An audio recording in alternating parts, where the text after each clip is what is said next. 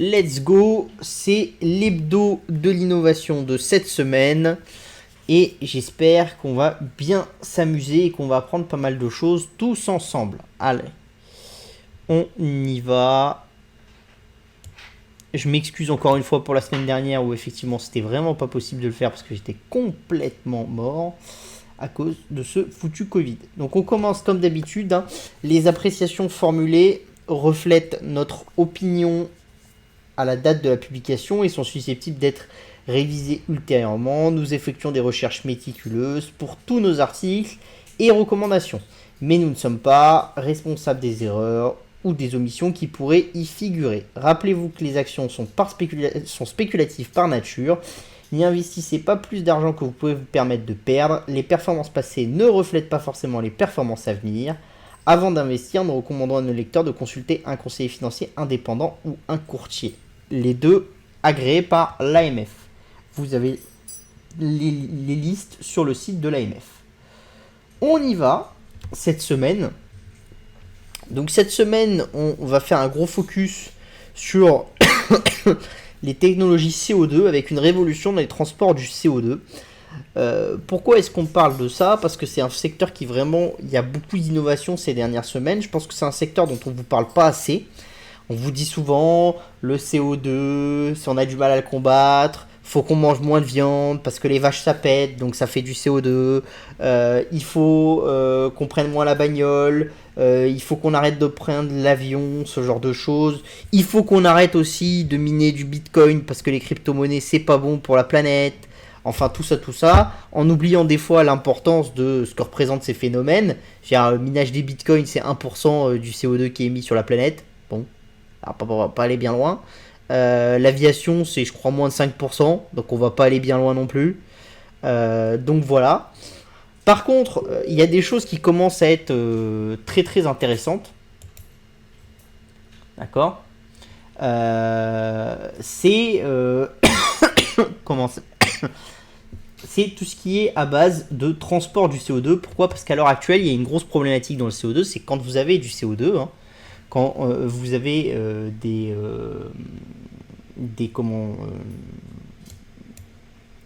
comment dire, j'ai perdu le nom.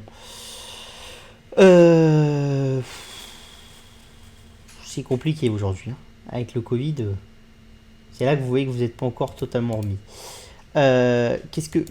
Quand vous voulez transporter du CO2, c'est assez complexe. Et il faut bien savoir une chose, c'est quand vous faites du travail que vous amenez d'un point A à un point B de la matière, c'est assez important parce que généralement, l'endroit où vous utilisez la matière est toujours différent de l'endroit où vous l'obtenez. D'accord? C'est un peu comme le pétrole. Le pétrole, vous allez creuser des trous en Arabie Saoudite et vous allez le consommer en Allemagne, au Canada, en France, en Thaïlande, tout ça. D'accord?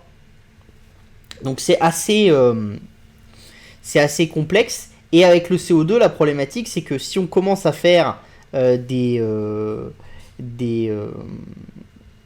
outils qui permettent de stocker le CO2, de valoriser le CO2, d'accord, tout ça, on a quand même du mal à le transporter. Et là, depuis début février, il y a la société Mitsubishi Heavy Industries, qui est un des leaders dans la création de bateaux, hein. C'est vraiment un des plus gros chantiers navals au monde, qui a lancé la construction d'un nouveau bateau qui pourra transporter 1450 mètres cubes de CO2 liquéfié et qui devrait être opérationnel en 2023. Donc le but c'est quoi? Le but c'est justement de transporter ce CO2, de l'amener sur d'autres points et donc de permettre le stockage et l'utilisation de ce carbone. Et donc ça c'est intéressant parce que dès qu'on va commencer à être capable de stocker ce carbone, de le valoriser, ce genre de choses, ça va complètement changer la face des taxes carbone et aussi la face du marché global du carbone. Pourquoi? Parce que vous allez avoir des industriels qui vont avoir intérêt à payer pour qu'on récupère leur carbone, pour pas avoir à acheter des crédits carbone et qui vont du coup rentabiliser des processus d'utilisation carbone qui sont pas forcément rentables à l'heure actuelle. Typiquement, je vais vous prendre un exemple. Vous vous appelez ArcelorMittal, à l'heure actuelle vous produisez, votre seule manière pour faire en sorte de réduire les quotas carbone que vous devez acheter sur le marché, c'est quoi? Rendre votre production plus verte, donc faire en sorte d'optimiser vos usines et tout ça, ou entre guillemets arrêter de produire. Voilà, si vous ne produisez pas, vous achetez pas de quota carbone. Mais vous avez du mal à capter votre carbone, à l'utiliser au sein de votre usine. Et si vous arrivez à capter le carbone de façon assez simple à l'heure actuelle, et encore simple avec des grands guillemets, d'accord, vous avez beaucoup de mal forcément à l'utiliser. Et là, ce qui pourrait être intéressant, c'est que des sociétés comme Arcelor pourraient payer pour qu'on capte leur carbone, qu'on le transporte, pour l'amener vers quelqu'un qui aurait une utilité économique de ce carbone-là, et forcément qui profiterait du fait qu'on lui amène du carbone gratuitement, et peut-être même du fait qu'on serait payé pour prendre ce carbone, parce que ça serait moins cher pour Arcelor d'aller vendre ce carbone et d'aller s'en décharger à un acteur qui en ferait quelque chose, plutôt que d'acheter du crédit carbone pour compenser le carbone qu'il aurait émis en disant je me fous de ce que j'ai émis, ce genre de choses. Et donc vous comprenez bien que vous créez tout un marché qui est en train de se mettre en branle, et le potentiel de captation de carbone est quand même assez important dans ce marché-là. Alors effectivement, il y a toujours la problématique du temps, c'est-à-dire que vous êtes sur la création d'un nouveau marché, donc on peut se dire que le marché ne sera pas vraiment opérationnel avant 2040-2045, et entre-temps, du carbone, on va en émettre, et donc il faut faire des efforts un peu avant. Mais ce que je veux vous montrer, c'est toujours aussi le fait que effectivement il y a des efforts à faire, mais que plus tard, on a quand même une capacité à travailler le carbone qui va être massif. Et il faut quand même se dire les choses, parce que voir que du côté négatif, c'est pas une bonne chose à mon avis, et on voit pas le côté positif. Donc ça, c'est l'histoire numéro 1. Et il faut bien vous dire que, par exemple, des projets autour du carbone, vous avez beaucoup. Vous avez Northern Light, qui est une entreprise anglaise, hein, d'accord, qui travaille avec Total, Shell, Equinor, hein, et qui fait appel au constructeur chinois Dalian, qui pour eux a le but c'est de faire un transporteur d'une capacité de 7500 m3, hein, pour expédier du CO2 liquéfié là encore vers un stockage permanent. Et en fait l'idée ça serait quoi? Ça serait de récupérer toutes les vieilles plateformes de mer du Nord et d'aller stocker le CO2 directement dans les anciens puits pétroliers qu'on utilisait dans les mers du Nord, et donc de stocker ce CO2 sous la mer. Et donc vous l'éliminez de la surface en le restockant, et surtout sur des générations et des générations, ça reproduit du pétrole. Si vous avez une certaine capacité à automatiser le système, vous pouvez reproduire du pétrole. Alors c'est clairement pas le but des créateurs du projet. Le but c'est vraiment de capter le CO2, de l'enfermer et d'obtenir du crédit carbone. Donc ça vous montre quand même que maintenant le marché du crédit carbone attire beaucoup de monde, parce que vous voyez que là vous êtes sur Total, Shell et Equinor sur un projet qui est quand même assez massif. Donc le but c'est dans un premier temps, hein, d'ici 2024, de stocker dans certaines plateformes pétrolières qui sont inutilisées dans la mer du Nord 0,8 millions de tonnes de CO2. Hein, qui proviennent des cimenteries et de certaines installations en Norvège. Donc c'est le premier plan, sachant qu'après le but c'est de passer à un stockage de 5 millions, alors ça reste assez faible, hein, mais c'est quand même des choses qui vont monter. Ce qui pose un problème, c'est vraiment ce transport entre l'endroit où vous allez produire et l'endroit où vous allez stocker. Parce que forcément, généralement, l'endroit où vous produisez, vous utilisez du carbone, enfin du pétrole, et que vous produisez du carbone, c'est généralement des villes proches des villes ou des centres de production urbains. Et l'endroit où vous forez pour aller trouver du pétrole, généralement, c'est au fin fond d'une mer, en Arabie Saoudite et tout. Donc il faut ramener le carbone vers ces puits-là pour les remettre dedans. Donc c'est pas facile, c'est le début. Ce qui pose un problème, c'est vraiment le transport, parce que liquéfier du carbone, c'est très complexe. Parce que vous avez le même problème quand on veut se débarrasser du gaz russe, d'accord ? C'est que du gaz, il y en a ailleurs dans le monde, mais pour le transporter, c'est pas très facile. Et le gaz liquéfié, si vous voulez le transporter, c'est pas facile, il vous faut des bateaux spécialisés, et surtout il vous faut au niveau des ports des terminaux bien précis qui sont capables de gérer ces gaz liquéfiés, et ça coûte un pognon de dingue, et c'est assez complexe. Mais ce qu'on voit quand même qui est quand même très intéressant, c'est que de plus en plus, il y a des investissements là-dedans pour simplifier de manière très très importante ce genre de choses, et pour permettre de transporter à des coûts de 30 ou 50 euros la tonne le CO2. Alors sachez une chose, c'est qu'une tonne de carbone à l'heure actuelle sur les marchés, ça vaut 90 euros. Donc dès que vous avez un transport qui va atteindre les 30 euros, ce qui va se passer, c'est quoi? C'est qu'après, vous aurez un coût de stockage qui va être de X. Mais en fait, si votre coût carbone, il est à 90, que vous avez un coût de transport à 30, ça vous laisse, entre guillemets, 60 € pour rentabiliser chaque tonne de carbone que vous allez injecter. Donc ça fait quelque chose d'important. Sachant que ça, c'est en partant du principe que le coût carbone ne monte pas. Or, le marché du carbone, il est designé pour être inflationniste dans le temps. Donc normalement, plus on va diminuer le coût du transport carbone, plus ça va être intéressant pour des acteurs de se mettre dans l'angle de la captation carbone, et plus ce genre de produits et de services vont se développer de manière considérable. C'est là aussi que c'est intéressant parce que pour les pétroliers, tous ces anciens champs pétroliers, ça n'avait aucune valeur. Là, vous recréez de la valeur. Parce que ça veut dire qu'en fait, au lieu, quand ils sont vides, de les fermer, quand ils sont vides, vous allez injecter du CO2 dedans, puis après, vous les fermez. Donc ça leur donne une nouvelle rentabilité, qui est certes assez faible pour le moment, mais qui plus tard pourrait être une rentabilité qui est intéressante. Et surtout, le but de Shell, d'Equinor et de Total, qui vous montrent dans leur projet, c'est quoi? C'est d'arriver à une neutralité carbone. La neutralité carbone, c'est quoi? C'est pas on produit pas de carbone, c'est on en produit autant qu'on en stocke ou qu'on en consomme. D'accord? Donc ça veut dire qu'on a un bilan qui est équilibré.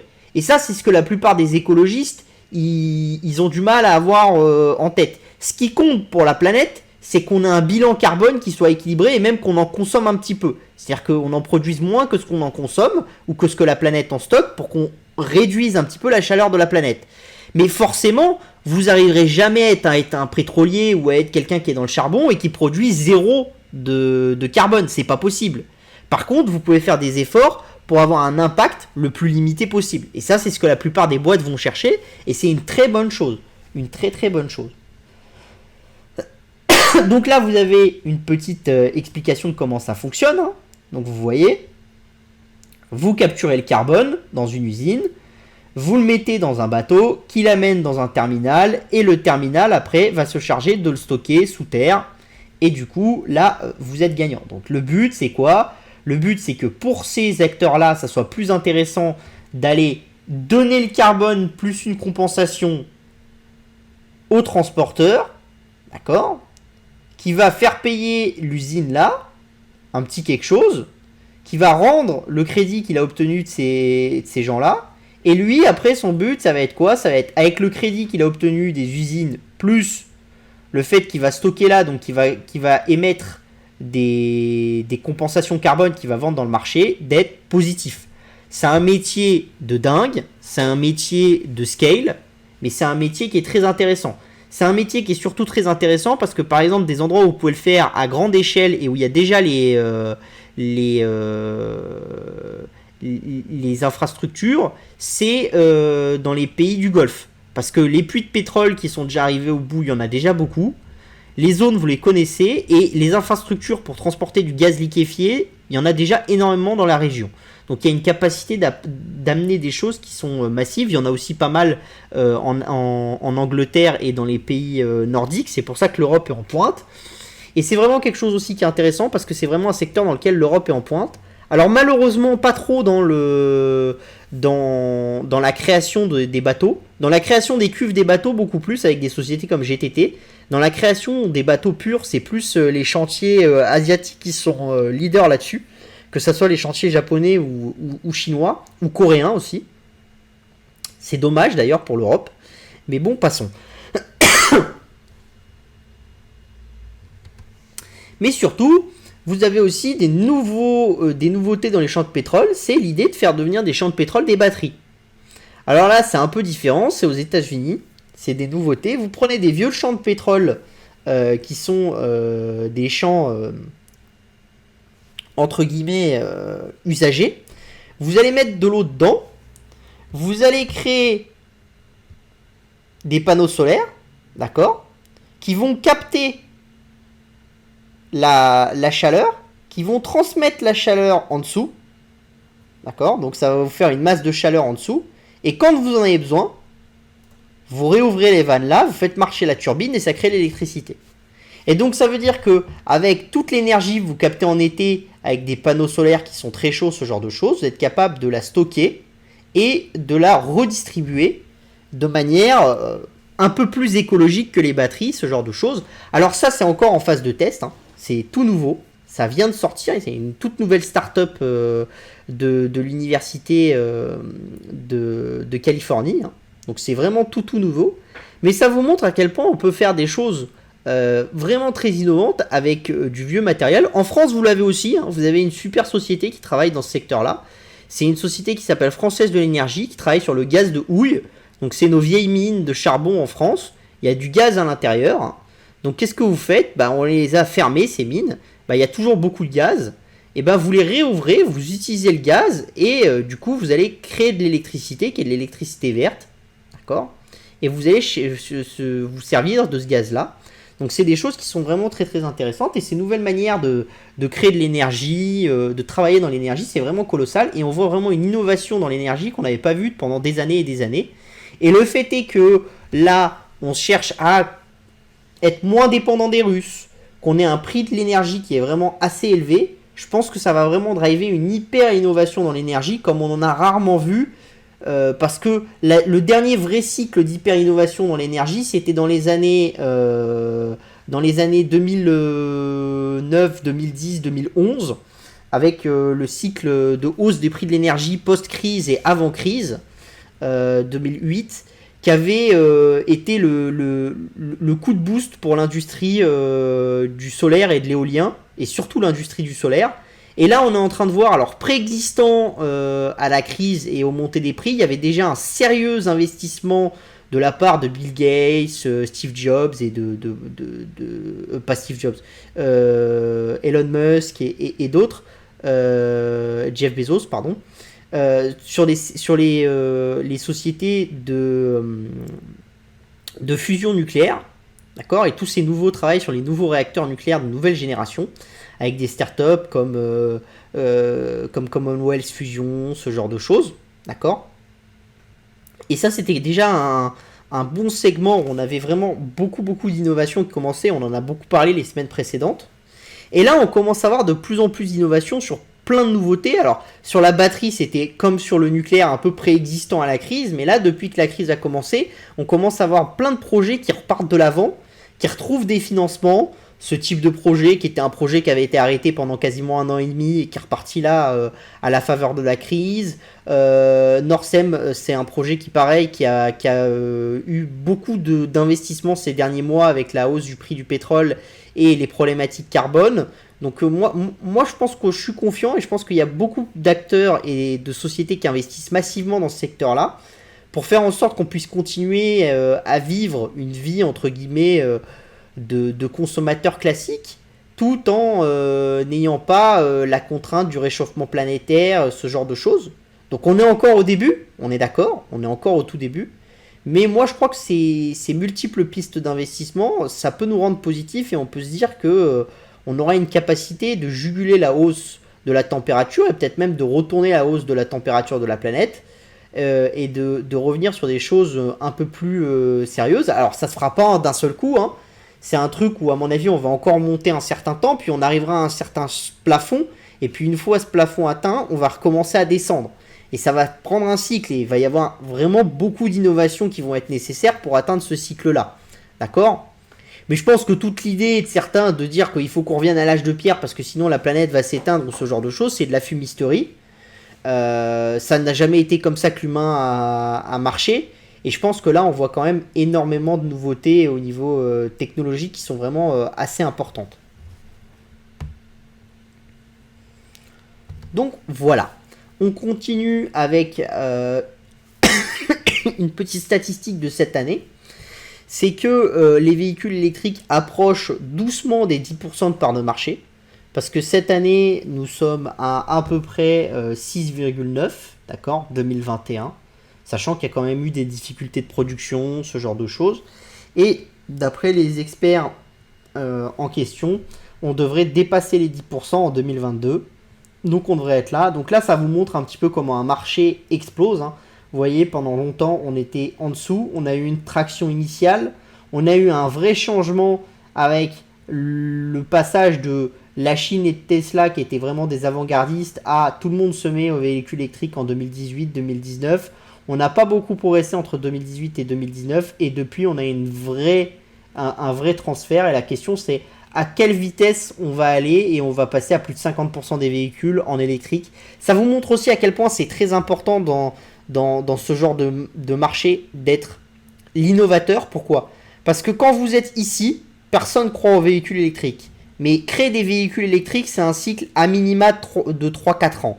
À minima. Et encore, c'est plus, si vous voulez maîtriser la batterie et tout, c'est plus un cycle de 10 ans. Le problème, c'est que vous voyez bien, si vous commencez votre travail ici en vous disant, bah en 2014, tiens, l'électrique, vraiment, ça monte, c'est l'avenir, je vais commencer à travailler dessus. Ok, vous arrivez avec des premiers modèles qui sont efficaces et tout à partir de 2018. Le marché, il est déjà conséquent, d'accord ? Mais il est assez limité. C'est 2% du marché. Par contre, les batteries, il vous faut encore 4 ou 5 ans de travail pour arriver. Et donc, vous arrivez, le marché, il fait déjà 15%. Donc, vous avez déjà des acteurs bien établis qui ont déjà baissé le coût de leur batterie et tout. Et c'est déjà très compliqué d'arriver. Ça vous montre pourquoi dans une industrie, c'est très compliqué d'être le leader tout le temps. Parce que si vous n'êtes pas tout le temps l'innovateur, bah, y a un innovateur qui vous passe devant, qui fait des économies d'échelle avec le temps. Et après, le rattraper, c'est très, très compliqué. Et ça coûte très, très cher. Vraiment très cher. Donc ça, c'est quand même une notion qu'il faut voir. Alors après, la question, c'est à quelle vitesse ça va se développer, parce que c'est sûr que si après, vous restez entre 6 et 7% pendant 10 ans, ça laisse le temps à ceux qui sont arrivés en retard d'arriver, de prendre une part de marché et de combattre. Si par contre, vous avez une croissance qui fait comme de 2020 à 2021 et que vous passez très rapidement à 50% du marché qui est en électrique, vous allez avoir des changements de part de marché colossales entre ceux qui sont partis dans l'électrique tôt et ceux qui ne sont pas partis dans l'électrique tôt. Et ça peut être très problématique pour certains équipementiers. Ça vous montre aussi pourquoi c'est intéressant d'être un titan. C'est-à-dire que si vous êtes un équipementier ou un constructeur auto qui fait une petite part de marché au niveau mondial, c'est très compliqué d'aller investir sur une multitude de secteurs et d'avoir une technologie sur une multitude de secteurs. Par contre, si vous êtes quelqu'un comme Toyota ou comme Volkswagen qui a une grosse taille, c'est beaucoup plus facile d'aller investir sur le véhicule électrique, sur le véhicule à hydrogène, sur le véhicule à machin, à truc, à X, Y, et d'être présent sur tous les secteurs et de vous dire c'est pas grave, on investit partout, on teste partout et on verra bien là où ça marche. Mais au moins on s'est mis partout et on est sûr de pas se faire disrupter et de se faire et de pas se faire aligner par les autres, d'accord ? Et donc ça c'est vraiment le travail complexe de l'investisseur industriel. C'est comprendre quelle est la technologie qui va disrupter la technologie sur laquelle vous investissez et à quelle vitesse cette disruption peut se faire et est-ce que c'est déjà trop tard pour votre acteur pour investir dans le secteur ou non. D'accord ? Et ça, c'est une vraie question parce que ça va vraiment, c'est ce qui va driver le retour sur investissement de votre société sur 10 ou 15 ans. C'est-à-dire à court terme, à 2 ou 5 ans, je pense pas que ça soit ça qui drive à 100% le fait que votre actif il soit un bon choix ou un mauvais choix. Par contre, ceux qui sont arrivés derniers dans les secteurs électriques et qui n'ont pas réussi à prendre de part de marché et qui n'ont pas réussi à avoir de technologie, dans 10 ou 15 ans, à mon avis, c'est des gens qui vont être en très grande difficulté. Et donc, si vous avez acheté ces titres-là, bah, c'est pas les bons titres à détenir. On continue aussi parce que ça, c'était une bonne notion. C'est l'agriculture 4.0, donc c'est la viande faite en laboratoire. Donc ce qui est intéressant, c'est que là, on a mis des parallèles, d'accord ? Donc ça, c'est la loi de Moore, d'accord ? Ici, donc vous voyez, c'est la puissance des composants d'ordinateur et leur coût. Ça diminue dans le temps. Vous doublez tous les 18 mois, pardon. Et vous avez un coût qui diminue. Là, c'est le coût du séquençage génétique, d'accord ? Donc vous voyez que par contre, le séquençage génétique, c'est un peu plus complexe. Ça a diminué très lentement, mais de façon plus importante que ce que les ordinateurs ont gagné en puissance, d'accord, par rapport à leur coût. Par contre, ça s'est beaucoup effondré depuis quelques temps, de manière assez importante. Ça se stabilise un peu plus là. Par contre, quelque chose qui est intéressant et qui a une courbe exactement comme la loi de Moore, mais beaucoup plus pentue, c'est celle de la viande en laboratoire. La courbe, c'est la courbe rouge et vous voyez bien qu'elle est bien pentue. Plus la courbe est pentue, plus ça veut dire que le coût va diminuer avec le temps et que donc pour 1 gramme de viande ou pour un génome séquencé à 100% ou pour 1 de puissance informatique, vous payez peu cher. D'accord ? Et donc ça c'est intéressant pour nous Parce que c'est quelque chose qui est... qui définit bien quelque chose que j'essaye de vous expliquer depuis longtemps, c'est que l'innovation entraîne l'innovation, et surtout la déflation entraîne la déflation, et l'hyper-innovation entraîne une hyper-innovation qui est encore plus déflationniste et plus violente. C'est-à-dire vous commencez par rendre les ordinateurs intelligents, ça vous permet de faire plein de choses, dont de la génomique. Donc la génomique, vous avez des coûts qui descendent de manière considérable, et vous allez de plus en plus vite. Et là, vous êtes le pic de descente qu'on a là, d'accord, ici, correspond plus ou moins à l'arrivée du big data et de l'IA. Enfin, le big data, c'est un peu plus haut, c'est ce qui a été utilisé ici pour faire descendre la génomique un petit peu. Et là, c'est l'IA. Et vous voyez qu'on est au début de la courbe descendante de l'IA, donc on peut se dire qu'il y a encore un potentiel de descente qui est massif. Et donc après, on va se retrouver sur des coûts... là, vous êtes aux alentours de 10 $. Hein, donc vous êtes assez faible. D'accord ? Mais vous pouvez continuer à descendre de manière assez importante. Et là, bah, vous avez la viande, et donc vous avez la même chose sur la viande, avec une courbe qui est encore plus violente, un nombre d'acteurs qui est plus limité encore que sur la génomique et sur l'informatique, donc on peut bien vous dire que le jour où il va y avoir de la concurrence, et où il va y avoir de la vraie consommation, parce que pour le moment c'est encore des choses qui sont que en laboratoire, forcément le prix va diminuer, et donc on arrive sur quelque chose que je vous explique depuis longtemps, c'est-à-dire que quand on vous parle d'inflation, de la nourriture ou ce genre de choses, il faut bien se dire quelque chose, c'est que dans les 5 ou 10 ans qui arrivent, il va y avoir une très forte déflation sur la nourriture et une très forte inflation des quantités de nourriture produite. Pourquoi ? Tout simplement parce que vous allez avoir tous ces actifs technologiques qui vont rentrer en production et qui vont faire l'agriculture 4.0 avant même que l'agriculture 3.0 existe. C'est-à-dire l'agriculture 3.0, c'est l'agriculture intelligente avec l'IoT et tous ces trucs-là. Donc ça, on est au début, on est en train de l'industrialiser. Mais avant même que ça existe, on va passer à la 4.0, qui est la création de poissons artificiels en laboratoire, de viande en laboratoire, ce genre de choses. Et c'est pas des choses qu'on va faire dans 50 ans, hein. C'est des choses où on est en train d'y arriver, et là on est sur un croisement qui est assez proche, parce que créer du porc par exemple ou du bœuf, ça vous coûte 12 $ ou 13 $. Le steak, d'accord ? Si vous l'achetez dans un magasin, ça vous coûte entre 3 et 6 $. Ça dépend de la qualité de la viande, ce genre de choses. Mais vous voyez bien que la courbe, elle est tellement violente que vous vous dites que si ça continue comme ça, dans 2 ou 3 ans, c'est plus rentable d'acheter de la nourriture produite en laboratoire que d'acheter un truc qui sera produit par votre agriculteur de région, quoi. Donc forcément, ça c'est important. Et c'est un truc qu'on voit dans tout, c'est-à-dire que généralement, toutes les nouvelles technologies, elles ont des courbes qui sont plus violentes et plus descendantes que les courbes des technologies d'avant. Donc là, l'informatique, la génomique, la viande. Et si vous prenez dans les viandes, il y a des choses qui sont rigolotes. C'est-à-dire que vous prenez la courbe du bœuf, elle ferait à peu près comme ça. Mais vous prenez la courbe des crevettes, et ben en fait, elle commencerait beaucoup plus tard, parce qu'on a commencé beaucoup plus tard. Elle commencerait avec un prix à peu près ici, mais on serait sur une courbe qui serait sur un prix qui serait à peu près là. Donc la pente de la courbe serait plus importante que la pente de la courbe pour le bœuf. Donc ça, c'est des choses qui sont intéressantes. C'est des choses qui me rendent très optimiste pour l'innovation et pour nous dans notre avenir, dans le déploiement des potentiels pour nos enfants, pour ces genres de choses. Je pense qu'il ne faut pas oublier non plus que nos grands-parents voulaient manger des crevettes ou des trucs comme ça, c'était des biens de luxe, c'était assez cher et c'était pas facile à trouver en bonne qualité. Se dire que peut-être nos petits-enfants pourront en manger autant qu'ils veulent parce qu'on pourra en faire en laboratoire de bonne qualité et sans souci et sans consommer toutes nos ressources marines avec des chalutiers qui arrachent le fond de la mer et tout ça, c'est quand même une sacrée innovation et c'est quand même sacrément bien. Donc il faut être un peu positif aussi dans la vie et pas que voir le côté négatif, parce que je pense qu'en ce moment on vend beaucoup le côté négatif avec tous les défauts de l'humanité, notre violence, notre machin et tout, mais on est aussi une race qui hyper innove de manière considérable, et je pense qu'on arrivera à outrepasser nos faiblesses et nos problématiques actuelles avec cette innovation qui est vraiment majeure et d'une violence comme on a rarement vu. Vraiment, cette courbe-là, quand je suis tombé dessus, je me suis dit ah ouais, quand même. On continue avec la Chine qui veut lancer un nouveau méga projet pour booster son économie avec 450 gigawatts de renouvelables dans son désert. Donc ils veulent faire 450 gigawatts de renouvelables dans le désert. Donc pour vous donner une petite idée, la production actuelle en février des États-Unis, c'était 1200 gigawatts.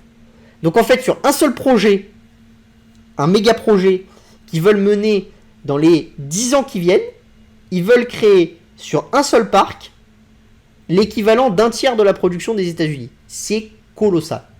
Ça vous montre vraiment l'investissement des États, la puissance qu'on est en train de mettre sur ces secteurs-là, et c'est des choses qui sont vraiment considérables. Et pour vous donner une autre vision, le monde, au niveau global, Chine comprise, a créé 290 gigawatts de capacité d'énergie renouvelable en 2021. Les Chinois, en 10 ans, dans un seul projet, ils veulent faire quasiment une fois et demie ce qu'on fait au niveau mondial. C'est vous dire l'investissement, la violence de la chose. Et pour vous donner une idée, la plus grosse ferme qui est en train d'être construite aux États-Unis, on en avait déjà parlé, la ferme de Mammoth Solar, elle fait 1,6 gigawatts et c'est 6360 stades de foot. Donc pour des comparaisons, on a mis des comparaisons. Par exemple, si on faisait comme Mammoth, eh ben, il faudrait que les Chinois ils fassent l'équivalent de 669 620 stades de foot, 720 stades de foot les uns à la suite des autres, avec que des panneaux solaires. C'est vous dire, ça commence vraiment à être massif. Et donc ça veut dire que quand on va poser autant de panneaux solaires, forcément, va y avoir de l'innovation dans la recherche de matières premières, dans le recyclage de ces panneaux solaires, dans la construction des panneaux solaires, dans l'électricité que chaque panneau solaire fournit. Parce que si vous voulez faire 450 gigawatts, c'est impossible de créer 669 720 stades de foot. Il n'y a pas la place en Chine. Ça voudrait dire quasiment la moitié du désert chinois serait recouvert de panneaux solaires. Mécaniquement, ça paraît impossible. Donc la seule manière de rendre ça possible, c'est si vous pensez que la production par panneau solaire va prendre 50 ou 70% dans les 10 ans qui viennent. Et donc à ce moment-là, vous divisez votre occupation du sol. Et donc ça, c'est intéressant. Ça vous montre vraiment l'investissement massif. Et cet investissement, il va driver aussi les capacités de production. Un panneau solaire, combien ça va produire, combien ça va coûter en ressources, ce genre de choses. Et donc là aussi, on est encore une fois dans des investissements qui sont tellement massifs que ça va driver une création de valeur qui va être massive et une création technologique qui va être massive. Et ça, je pense que la plupart des investisseurs n'en ont pas conscience. Mais quand on investit aussi massivement dans une technologie comme le solaire, forcément, ça change complètement la donne. Et les panneaux solaires qu'on a maintenant ne seront pas les mêmes que ceux qu'on aura dans 2 ou 3 ans. Et donc, apporteront pas la même valeur que ce qu'on a. Et si on a une capacité en plus de recycler les anciens panneaux solaires pour créer des nouveaux, vous vous rendez bien compte de l'économie circulaire que vous mettez en place et de la stabilité économique sur la production d'électricité que vous avez. Et ça, c'est vraiment quelque chose de colossal. Et je pense que les gens sous-estiment vraiment la vitesse d'investissement qu'on met en place, la vitesse de déploiement de ces technologies et la capacité de faire des bonds en avant au niveau technologique qui sont considérables. On a aussi Moderna qui fait l'annonce de 15 nouveaux vaccins qui vont passer en préclinique. Donc le but, c'est de développer des vaccins contre contre le VIH, contre un tas de sous-maladies, qui sont des maladies qui pourraient devenir aussi graves que le Covid. Donc c'est beaucoup de pathologies classiques, entre guillemets, qu'on connaît déjà, mais qui sont pas... qui font des fièvres à certains moments... avec des contaminations et des foyers très importants, et puis qui régressent, ce genre de choses. Donc le but de Moderna, c'est vraiment de constituer une bibliothèque de vaccins contre ces typologies de maladies, pour qu'à chaque fois qu'il y ait une pandémie sur une ancienne maladie qu'on connaît, on soit dans une capacité de répondre à cette pandémie très, très en amont, et de façon très rapide, en injectant des vaccins dès qu'on voit que la pandémie se développe. Et donc ça, c'est intéressant. Ça vous montre à quel point, d'une petite technologie, une biotech, faut savoir qu'il y a 10 ans, c'était quelques millions de capital levé Moderna. Là, vous êtes sur une société qui se fixe comme objectif quoi ? De dire à chaque fois qu'il y aura une pandémie, on sera capable de faire un vaccin et donc de limiter la pandémie. Comme objectif de mission, si on vous avait dit ça il y a 10 ans, quand vous investissiez sur Moderna, la plupart vous m'auriez dit vous êtes des tarés. Moi, je vais investir parce que je pense qu'il y a un coup à faire. Mais vous êtes des profonds tarés. Et finalement, ils sont en train de réussir à le faire. Et ils sont en train de se développer. et peut-être qu'ils vont mieux réussir que Sanofi ou ce genre de choses. Donc ça vous montre aussi autre chose, hein. C'est qu'à chaque fois que vous êtes un innovateur ou ce genre de choses, vous repoussez les limites de l'humanité, et c'est le propre de l'innovation. Et donc plus il y a d'innovation, mieux on va vivre, parce que plus on va se retrouver avec des gens qui ont envie de repousser les limites de l'humanité. Et moi je pense que pour nous collectivement, il n'y a rien de mieux que d'être avec le plus de monde possible qui a qu'une seule envie, c'est de repousser nos limites collectives. On continue avec l'hebdo des cryptos. Donc cette semaine, qu'est-ce qui est monté? Il est monté Thorchain, Wave, Basic Attention Token, The Graph, Elrond, StackX, eCash, Unus, IOTEX et Zcash. Donc la plupart de ce qui a beaucoup remonté, c'était des trucs qui avaient beaucoup baissé avant, hein. Vous voyez que les volumes, bon, c'est pas non plus considérable. Unus, c'est un truc très volatile en ce moment, donc bon, ça on évitera d'en parler. eCash, c'est pareil, c'est vraiment très volatile. Elrond, ça avait bien baissé, c'est bien remonté, mais ils ont fait quelques annonces autour des NFT, ce genre de choses. Et dans ce qui est descendu, vous avez Onshore, Phantom, Airwave, Mina, Celo, Oasis, Flow, Harmony, Avalanche et Pancake. Donc Avalanche, c'était beaucoup monté dans le précédent bull run, donc ça retombe un petit peu. Oasis, c'est pareil, et ça a du mal à valider des étapes de développement du protocole. Phantom, c'est un peu particulier, et ça c'est intéressant de le voir. C'est parce que des lead développeurs sont partis et ont dit qu'ils arrêtaient de couvrir le protocole. Et donc comme vous êtes souvent dans l'univers des cryptos sur des teams qui sont assez limités encore, vous avez beaucoup de projets qui fonctionnent avec une trentaine de développeurs. Même sur des projets qui sont colossales comme Phantom ou ce genre de choses. Donc quand vous êtes top 40 de l'univers des cryptos et que vous fonctionnez sur une vingtaine de développeurs, si vous en avez 5-6 qui s'en vont parce qu'ils en ont ras-le-bol et ils préfèrent partir, ça peut très vite être la catastrophe sur le développement de ces projets-là. Et vous avez encore beaucoup de projets qui sont liés à leurs fondateurs, qui sont liés à une toute petite communauté. Alors ça a un côté positif, c'est-à-dire quand vous êtes lié à une petite communauté, c'est soudé, ça va dans un rythme de développement rapide, mais dès que quelqu'un s'en va et tout, ça peut vite devenir les ennuis, d'accord? Et donc là, c'est ce qu'on voit sur Phantom, et ça, c'est intéressant. C'est beaucoup moins vrai pour les plus gros protocoles. Pour Ethereum, Bitcoin, vous avez quand même un pool de développeurs qui est beaucoup plus important. Pour les cryptos qui sont gérés par des entreprises comme BND, CryptoCoin, Cryptocom.coin, c'est un peu différent, et vous êtes sur des entreprises avec un nombre de développeurs qui est un peu plus conséquent souvent, donc ça c'est un peu différent. Mais certains protocoles publics, faut faire attention parce que les équipes sont assez faibles en nombre, et donc il suffit qu'il y en ait un qui meurt, quelques-uns qui partent pour X ou Y raison, et ça peut très vite devenir très compliqué. Vous avez les nouvelles métriques de la semaine, d'accord? Donc avec un peu plus de données qu'avant. Donc au niveau des adresses actives ces 7 derniers jours, donc ça baisse un peu pour Bitcoin. Bon, vous voyez qu'après c'est pas catastrophique parce que quand on regarde le graphe sur 90 jours, on a des hauts, des bas, mais vous êtes globalement dans un truc, voilà. Ethereum qui prend 5%, quand on regarde le graphe sur 90 jours, on est plutôt en tendance légèrement haussière, mais c'est très léger. Ripple qui s'effondre encore, et on est vraiment en tendance baissière pour Ripple en nombre de daily active adresses, donc ça c'est vraiment problématique pour Ripple. Cardano, la même chose, on a vraiment, après avoir fait un joli point haut, on est en vraie descente, ça depuis que la saison des altcoins s'est arrêtée, l'utilisation sur Cardano est beaucoup redescendue. Sur Polkadot, vous voyez que c'est assez stable. D'accord. Sur Stellar, c'est la même chose. Il y a une très grosse utilisation et puis c'est beaucoup redescendu et là, c'est assez stable.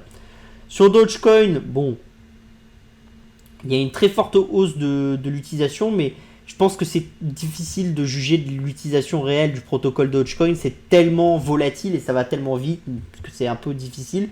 Sur ICPT, on est dans une toute petite tendance haussière, mais c'est encore pas vraiment solidifié. Vous voyez, il y a 8K d'adresses actives, donc c'est vraiment très très très limité, d'accord. Donc je pense qu'on peut pas en tirer vraiment des conclusions. Sur Litecoin, vous voyez que bon, ça a fait un plus haut avec les altcoins à un moment, puis c'est un peu redescendu là. Sur Algorand, même chose, c'est beaucoup redescendu après avoir fait une phase de hausse qui était très violente dans le moment où c'était la hype des altcoins. Bitcoin Cash, c'est comme le Bitcoin, ça monte, ça descend et c'est assez voilà. Mais c'est quand même très loin de Bitcoin hein, parce que ça fait 10 fois, enfin c'est un dixième de Bitcoin. Ethereum classique, même chose, assez stable. Et Tezos, ça monte, ça descend très violemment. Et on est à 44K. Ce qui est intéressant, ça je vous en dis toujours, c'est les adresses avec de la crypto. Donc vous voyez que là par contre c'est beaucoup mieux. À part Dogecoin qui est descendu, donc ça veut dire que vraiment on spécule un peu moins et qu'il y a des gens qui ont décidé de vendre tout leur Dogecoin. Donc ça c'est quand même, ça dénote quand même une spéculation qui est beaucoup moins forte.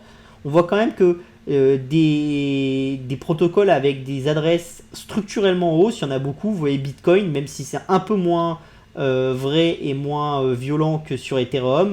Vous voyez que même Ripple, le nombre d'adresses qu'ils détiennent est structurellement en hausse, même si, attention, on est très loin d'Ethereum et de Bitcoin, parce qu'on est à 4 millions.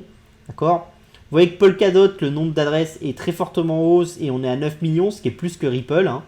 Cardano, 3 millions. On est à 1,2 pour Stellar, donc c'est un peu faible. 3 millions pour Dogecoin, 1 million pour ICPT. Litecoin 2 millions, 8 millions, 6 millions, 8 millions et 1,4 million. Mais par contre, la courbe de croissance elle est assez violente sur Tezos.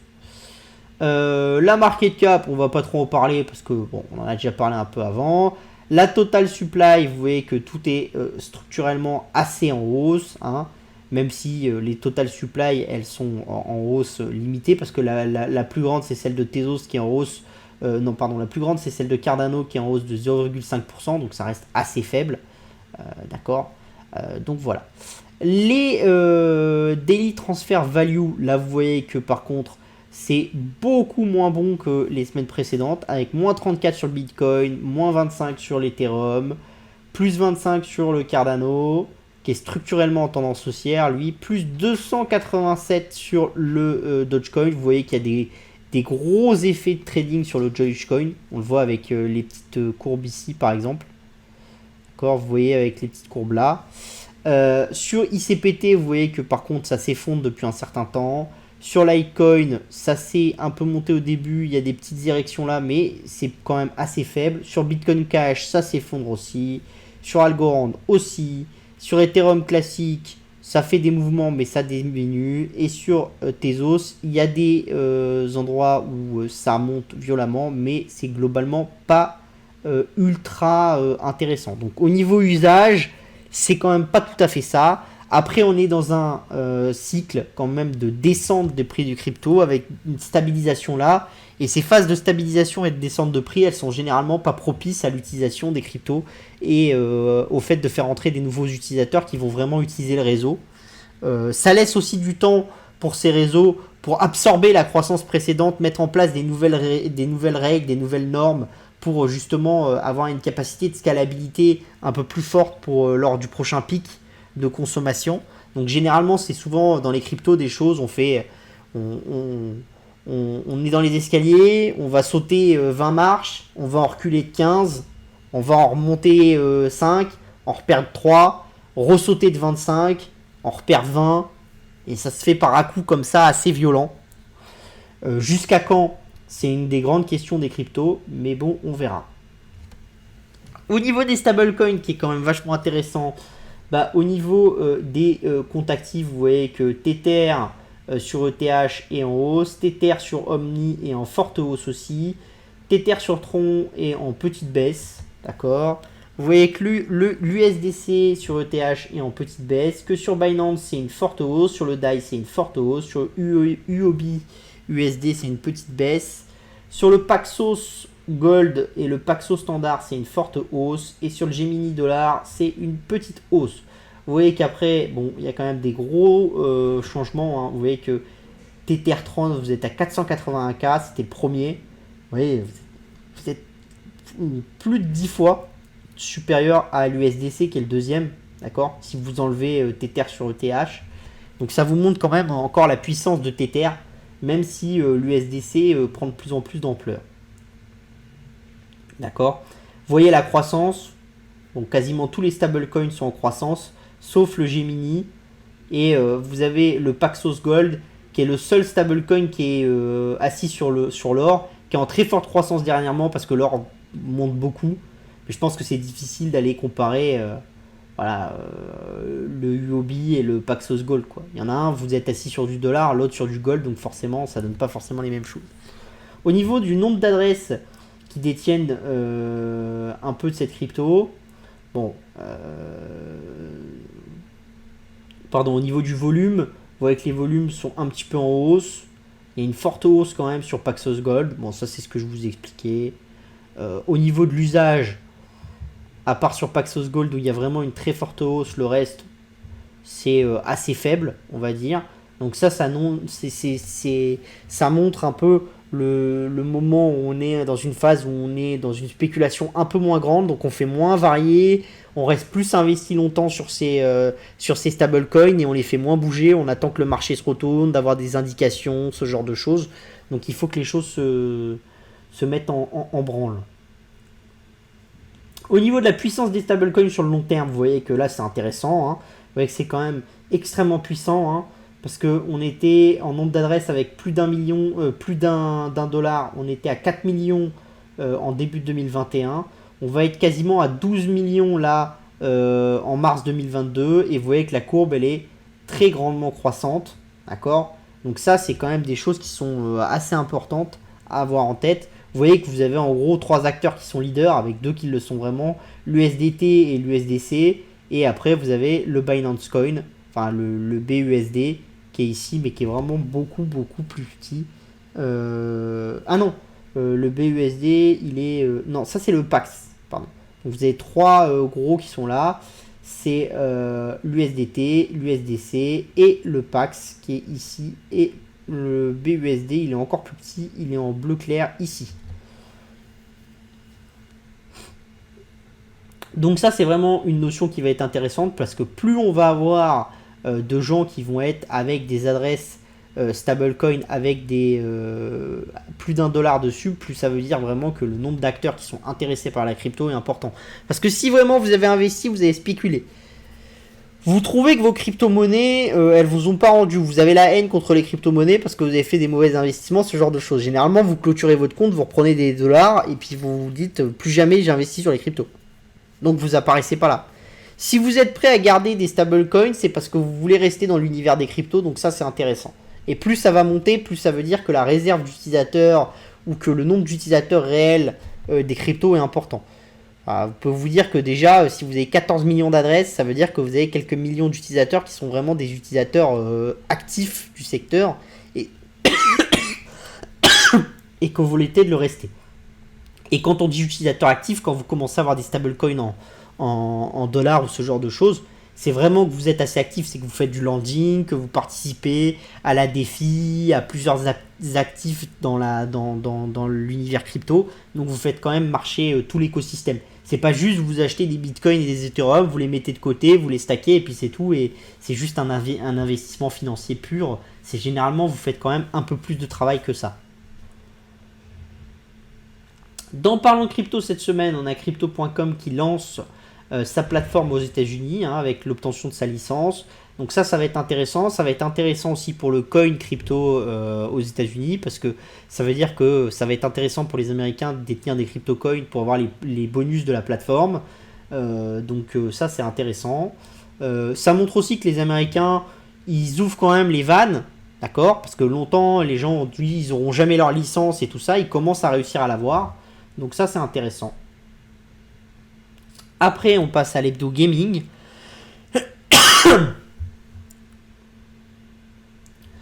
Donc les ventes de jeux aux US en février, donc avec Elden Ring qui est le numéro 1, suivi de Horizon Forbidden West, de Pokémon Legend Arceus, de Dying Light 2, de Total War Warhammer 3, de Call of Duty Vanguard, de Maiden NFL, de Mario Kart, de FIFA 22 et de Minecraft. Donc au niveau des ventes globales, on est sur une baisse de 6% d'une année sur l'autre, à 4,4 milliards. Les achats de consoles ont diminué de 27% à 285 millions de dollars. Donc toujours avec les problèmes de pénurie et de stock des deux consoles phares. Donc ça vous montre que dans l'univers des semi-conducteurs, la problématique continue. Et rappelez-vous, je vous avais quand même dit que moi je visais plutôt Q3 2022, Q4 2022 maintenant. J'ai plusieurs fois repoussé l'année dernière. Mais pour moi, l'idée qu'en fin 2021, c'était la fin, ça me paraissait un peu fou. Et même que début 2022, ça soit la fin des pénuries de semi-conducteurs me paraît un peu fou encore. Donc c'est pour ça que je visais plutôt la fin. Au niveau des ventes sur accessoires, il y a une diminution de 7% à 180 millions de dollars. Avec les meilleures ventes, c'est toujours la nouvelle manette Xbox Elite Série 2. Enfin nouvelle, elle est plus si nouvelle que ça.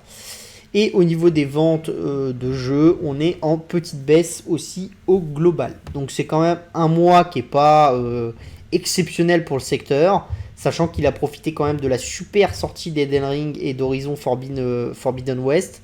Donc ça milite un peu dans le sens d'un marché du jeu vidéo qui va faire un petit peu un retournement de quelques pourcents, peut-être baisser d'1 ou 2% avant de repartir à la hausse. Mais il faudra voir quand même, parce que le pipe de jeu à sortir les mois prochains est quand même assez important. Donc il y a peut-être aussi des gens qui font des choix et qui décident de ne pas consommer tout de suite pour consommer plus tard. Donc une année sur Steam aussi. Donc ça c'est les statistiques que Steam a publiées ce mois-ci. Donc 132 millions de joueurs actifs par mois, 69 millions de joueurs actifs par jour en moyenne, un pic de joueurs en simultané à 27.4. Toutes ces données, c'est des données qui sont en hausse par rapport à 2020. 31,2 millions de nouveaux acheteurs et acheteuses, 27% de dépenses en plus par rapport à 2021 à 2020, 21% de temps de jeu en plus par rapport à 2020. Donc c'est quand même des très bonnes statistiques pour Steam, avec un vrai effort, et ça vous montre quand même que le secteur du gaming, même s'il y en a beaucoup qui disent qu'on en est à la fin, que le cycle il s'essouffle, ce genre de choses, vous avez quand même des données qui disent que y a de plus en plus de joueurs et que les joueurs sont prêts à jouer vraiment de manière de plus en plus forte et de plus en plus longue. Au niveau des données créées, la même chose, hein, vous voyez, 32,9 exaflops de données, ça vous montre la puissance vraiment de ces plateformes et de la création de données de ces plateformes et donc la valeur qu'on peut créer à travers ces données et toutes ces choses-là. Vous voyez, on part en 2014 d'ici et on est là, c'est plus d'un x15, donc c'est quand même très important. Ça vous montre aussi pourquoi les NFT, c'est des choses qui sont intéressantes, parce que ça permet d'amener un actif digital d'un point A à un point B sur deux services différents et de les faire coexister. Et quand on crée autant de données sur Steam, c'est vrai que c'est dommage de ne pas amener son équipement de Steam à une autre plateforme, ce genre de choses. Donc avec des API ou avec des acteurs qui permettraient de transporter ce qu'on a créé sur un jeu, sur un autre jeu ou ce genre de choses, il y a vraiment de la valeur à créer. En Chine, vous avez encore une fois le gouvernement qui tape sur le secteur de la tech avec des nouvelles demandes. Alors toujours la même chose, mieux contrôler les achats qui sont faits par les jeunes joueurs et combien au total d'achats à travers plusieurs jeux ça fait pour un joueur. Mieux contrôler le temps passé sur la plateforme, mais surtout aussi des nouveautés comme par exemple pour les éditeurs de smartphones, enfin les producteurs de smartphones ou les producteurs de consoles ou de PC, mettre des outils de base incorporés dans le smartphone et dans le PC, ce genre de choses, qui limitent de base l'installation et l'utilisation de trop de jeux vidéo. Donc ça, c'est quand même des nouvelles choses. Avant, c'était vraiment une demande qui était du régulateur chinois envers les sociétés de jeux vidéo. Et maintenant, c'est une demande qui change, qui passe du régulateur chinois envers les créateurs de hardware. Donc que ce soit les Lenovo pour les créateurs de PC, ce genre de choses, ou les Samsung pour les créateurs de téléphones, ou les Nintendo, Microsoft pour les créateurs de consoles. Et donc c'est vraiment une couche qu'on mettrait dans la console, dans le téléphone ou dans le PC qui limiterait l'utilisation de trop de jeux. Et aussi le téléchargement de trop de jeux, donc ça veut dire que sur votre PC, vous ne pourriez pas avoir 15 jeux en parallèle, mais il faudrait faire des choix. Donc ça paraît négatif pour les acteurs. Moi, je pense que ça va être positif pour les plus gros. encore une fois, enfin c'est une vision que je vous vends depuis longtemps, c'est-à-dire que comme la concurrence va se limiter, bah forcément les seuls qui vont préexister, c'est les licences les plus grosses qui vont pouvoir continuer à exister dans le temps, et donc la concurrence va être moins forte, la concurrence sur le prix des développeurs va être moins forte et ce genre de choses, et donc ça va avoir tendance à concentrer le marché autour de quelques acteurs qui vont du coup avoir une puissance qui est beaucoup plus importante, et donc les prix de la pub c'est eux qui vont les fixer, ce genre de choses, il va y avoir plein de côtés positifs pour eux. Au niveau de Bandai Namco, Elden Ring, leur nouveau jeu qui s'est vendu à plus de 12 millions d'unités. Donc c'est une super nouvelle pour Bandai Namco, c'est un carton. Chez Vodafone, vous avez Vodafone Idea qui s'est associé à la société indienne Nazara Technologies pour lancer un service d'abonnement à des jeux mobiles en illimité. Donc plus de 1200 jeux disponibles, dont un certain nombre de free-to-play. Et moyennant un abonnement mensuel, vous aurez accès à tout le jeu, à toutes les spécificités du jeu, absolument tout, sans avoir à payer de supplément. Donc ça c'est intéressant aussi, hein. Ça vous montre que le modèle par abonnement, ça attire vraiment de plus en plus de monde, y compris dans l'univers du mobile. Et vous avez aussi chez Ubisoft l'ancien patron de Massive, David Paul Fade, qui a quitté l'entreprise après un congé sabbatique de 6 mois. Donc ça c'est vraiment un coup dur pour Ubisoft. Et vous avez eu une nouvelle cyberattaque sur Ubisoft. Alors c'est pas la première, c'est la 2 ou 3e d'affilée, qui a limité l'utilisation des jeux de façon très temporaire. Bon bah ça c'est juste une chose, hein. C'est pas problématique outre mesure, je pense pas qu'ils aient perdu énormément de données ou que ça leur coûte des milliards. Mais par contre ça vous montre bien que les emmerdes, bah, ça vole en escadrille, ça s'empile chez Ubisoft et quand est-ce que c'est la fin du tunnel, ça devient vraiment compliqué de le savoir. Et on a aussi Nintendo World qui arrive à Hollywood, hein. Donc après la création au Japon du premier parc, bah, il y aura l'extension dans le parc de Universal Studios à Hollywood avec l'arrivée du plombier là-bas. Donc ça montre bien l'idée que je vous disais, hein, c'est d'avoir la vision de dupliquer la marque de Nintendo absolument partout et d'aller s'installer au niveau mondial, exactement comme l'a fait Disney avec sa marque en mettant des parcs à thème un peu partout. Et donc ça c'est intéressant, c'est une nouvelle source de revenus pour Nintendo qui va quand même à mon avis être important dans les années à venir, parce que quand vous voyez le business des parcs chez Disney, c'est quand même un business qui est extrêmement rentable et qui gagne beaucoup d'argent. Et le nombre de personnes qui peuvent faire des parcs qui peuvent attirer des millions de spectateurs chaque année, je pense qu'il est assez limité. En gros, vous avez quoi? Vous avez Universal Studios avec ses licences de films, Netflix peut-être, Disney, et Nintendo. Allez, peut-être maintenant Microsoft un petit peu, mais les autres ils sont bien derrière encore. Donc vous voyez que le nombre d'acteurs est assez limité au niveau mondial. Parce que quand vous êtes à 6 au niveau mondial sur un secteur, c'est quand même pas colossal. Surtout quand ce secteur-là, en gros, c'est l'entertainment de tous les enfants de la planète. C'est quand même un TAM qui est important et ce genre de choses. Je vais boire un petit coup parce que je commence un peu à fatiguer au niveau de la voix avec le Covid.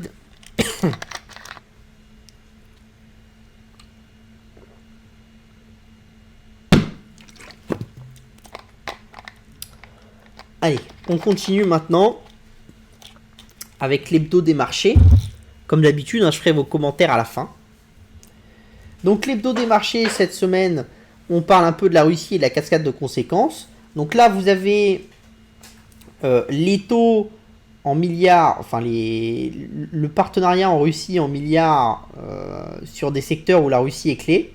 Donc vous voyez que la France, l'Espagne, on n'est pas trop touché, les États-Unis non plus. Par contre, vous voyez que la Chine, l'Inde, très touchée. Vous voyez aussi que l'Arabie Saoudite est quand même un peu touchée, que l'Égypte est très touchée, que la Turquie est assez touchée, que le Brésil est assez touché aussi. Donc ça c'est intéressant, parce que ça vous montre vraiment la carte, c'est-à-dire que si vous superposez entre ceux qui ont fait des sanctions et ceux qui n'ont pas fait des sanctions, ou qui ont traîné des pieds pour faire des sanctions, vous verrez que la carte se superpose assez bien, d'accord? Donc ça montre quand même des choses assez importantes, c'est-à-dire que quand vous avez des grands partenariats avec un pays, bah forcément vous avez du mal à vous en découpler. C'est donc l'avantage et l'inconvénient de la mondialisation. Vous voyez qu'ici, au niveau des céréales, les bailleurs principaux de céréales ukrainiennes, d'accord, de blé en l'occurrence, c'est l'Égypte, l'Indonésie, Bangladesh, Pakistan, Turquie, le Maroc, la Tunisie, le Yémen, le Liban, les Philippines. Donc c'est pour ça que je vous dis qu'il faut faire très attention au niveau macroéconomique, parce que ce qui s'est passé en 2011 avec les printemps arabes ou ce genre de choses, c'est dû à la hausse des prix des denrées.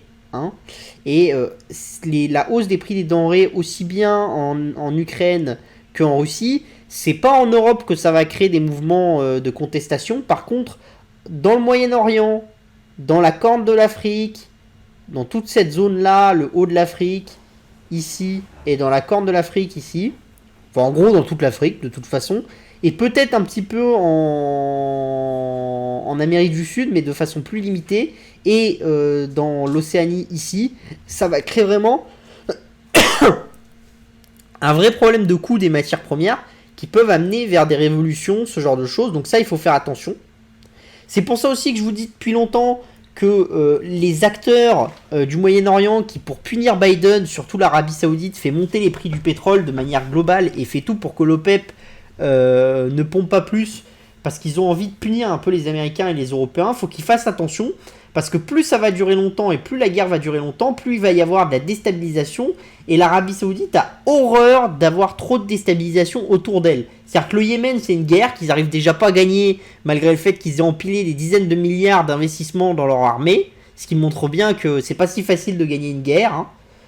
Parce que vraiment là vous êtes sur un différentiel de niveau technologique entre les rebelles au Yémen et l'armée arabe qui est d'Arabie Saoudite qui est quand même considérable et pourtant ils n'arrivent toujours pas à conquérir tout.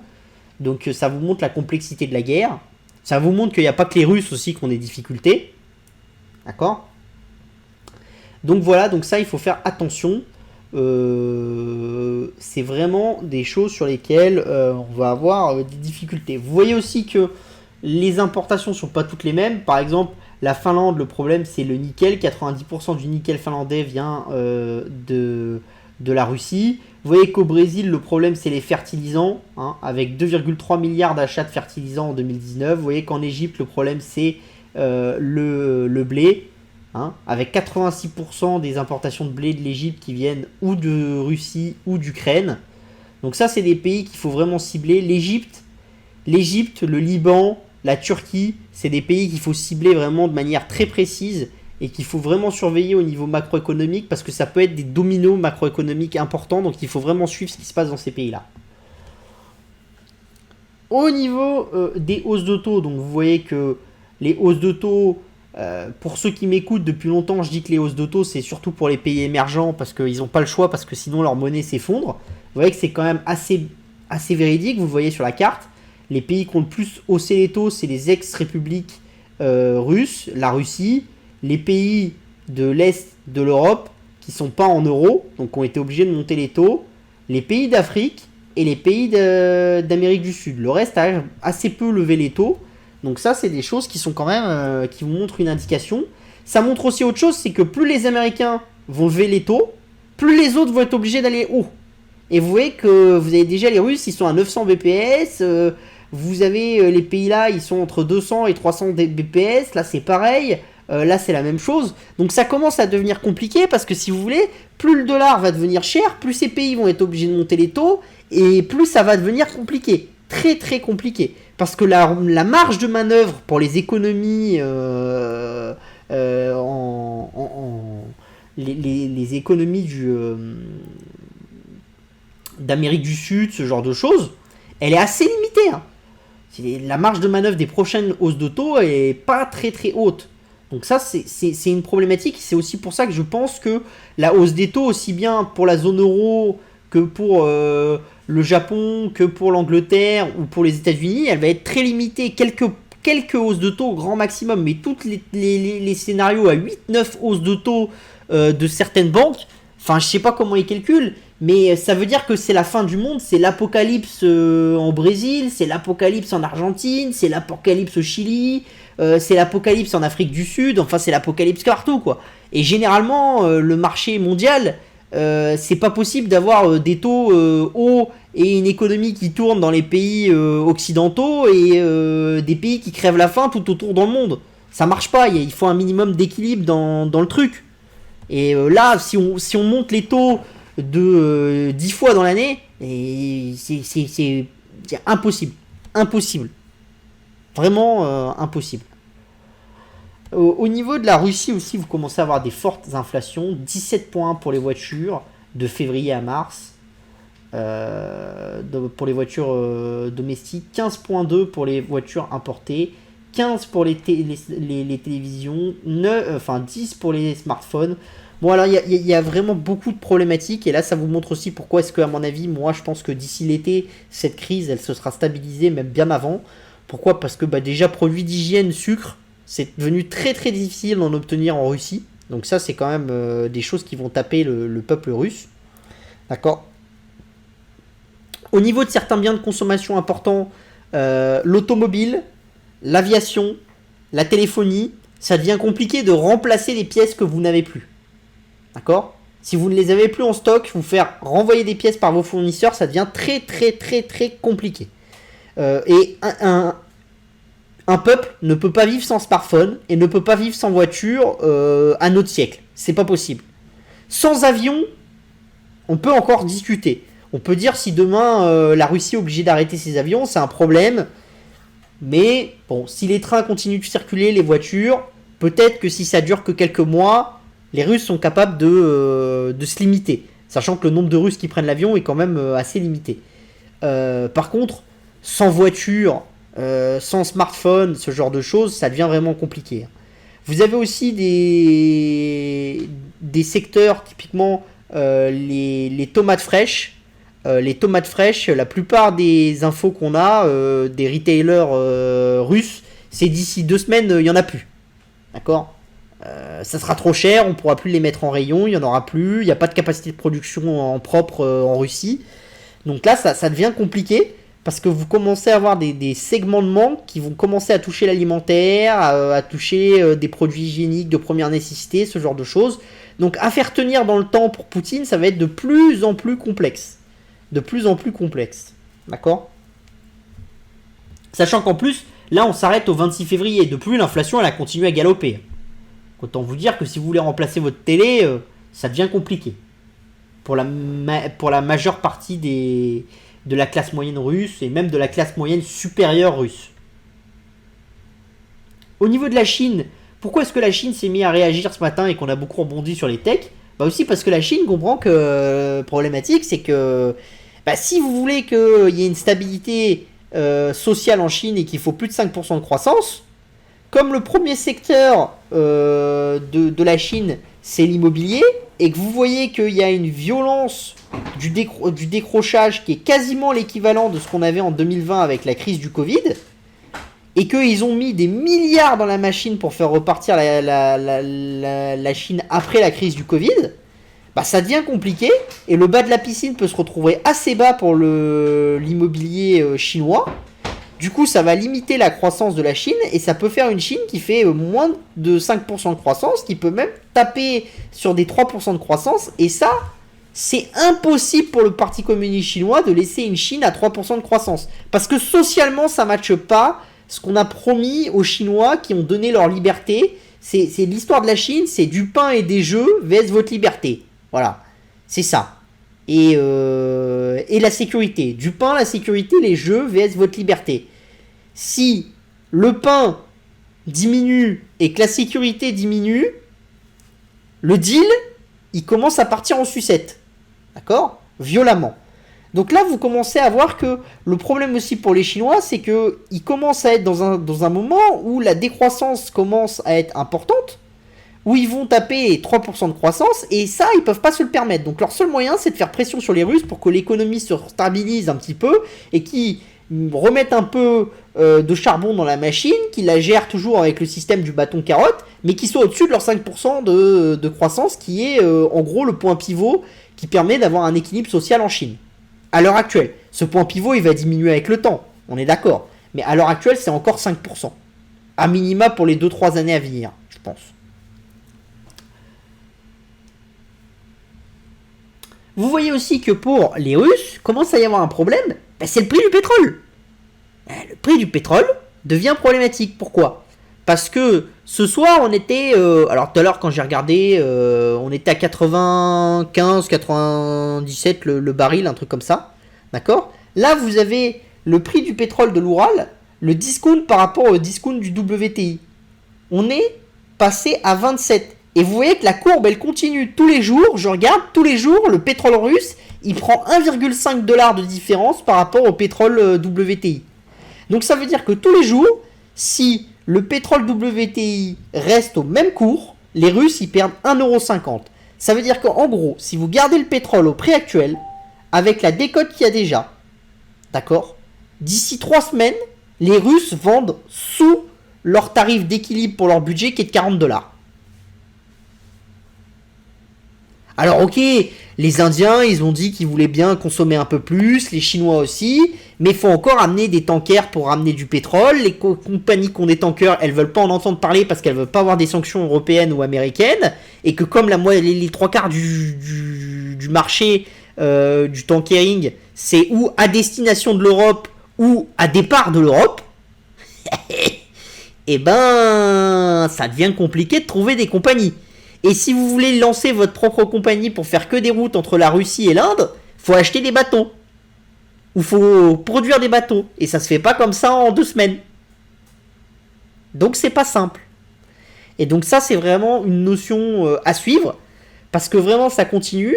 Et on commence à avoir des économistes en Europe qui disent qu'en fait, ce qu'on devrait faire, c'est pas du tout interdire à nos compagnies d'acheter du pétrole russe. C'est dire à nos compagnies d'acheter du pétrole russe, mais c'est taxer le pétrole russe. Parce que si par exemple on disait chaque baril de pétrole qu'on importe en Europe, on met 50 $ de taxe. Le prix de ce baril, il serait déjà de 50 $ de base. Ça serait que de la taxe. D'accord ? Mais vous pensez bien que du coup, les compagnies, elles n'iraient pas payer 50 $ de taxe, plus le prix du baril sur le marché. Parce que c'est pas possible. Vous ne paierez pas 50 $ plus 94 $, sinon vous faites de la perte. Donc vous achetez pas. Donc la seule chose qui se passerait si on mettait 50 $ de taxes, c'est que les gens ils viendraient voir les Russes en leur disant tu me vends du pétrole à 70 $. Moi j'ai 50 $ de taxes. Bah je suis d'accord. Je t'achète ton pétrole à 70, mais au lieu de te le payer 70, je vais te le payer que 30. Parce que moi j'ai 50 $ de taxes à payer. Donc je te paye un petit peu plus parce que maintenant c'est devenu plus ou moins légal, mais comme j'ai une grosse taxe, je te la retransmets. Et c'est comme ça que vous pourriez complètement allumer le pétrole russe, parce que vous pourriez rendre très compliqué pour les Russes de combattre les